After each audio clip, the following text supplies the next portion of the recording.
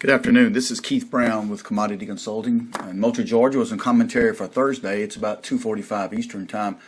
We finally saw the U.S. dollar break off a little bit in here, although it's still pretty high and pretty strong, but nonetheless it was down against the other major currencies.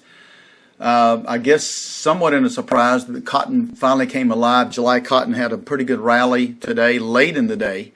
And of course, this is sort of typical in that the market used to rally on Wednesdays ahead of Thursday's exports. Tomorrow exports come out, so I guess we could rally some today. As you know, we're running ahead on U.S. sales for the season, and so I guess that's one impetus for the market to rally. The other, of course, is the adversity out in Texas. I think it's becoming pretty apparent that some of that Texas crop is going to come up short, as maybe in the southeast, unless we really get some dryness in West Texas and some rains across the southeast.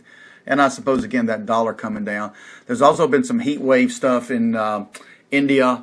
We talked about that in our cotton letter, and maybe their monsoons weren't as developing as good as they ought to. But nonetheless, July cotton up about 150 today, around 64.5.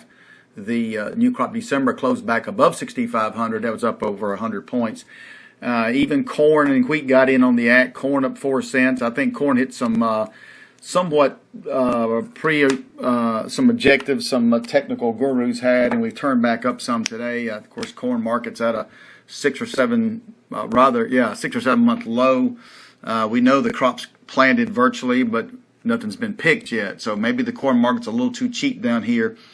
Wheat came back up some after being pummeled all week. Not much, up about 2 cents in the wheat. July wheat going out around $4.89. Beans, unfortunately, did trade below $9 today, but settled back above $9, around $9.02. So we've seen a lot of jockeying here. It's, of course, end of the month. A lot of these big traders, fund traders, index funds sort of get repositioned and liquidate positions, but if we are in the throes of maybe halting the dollar, you could see these other ag markets certainly perk back up a little bit. Again, we're pretty impressed with cotton, although I would think cotton is still in a big sideways pattern.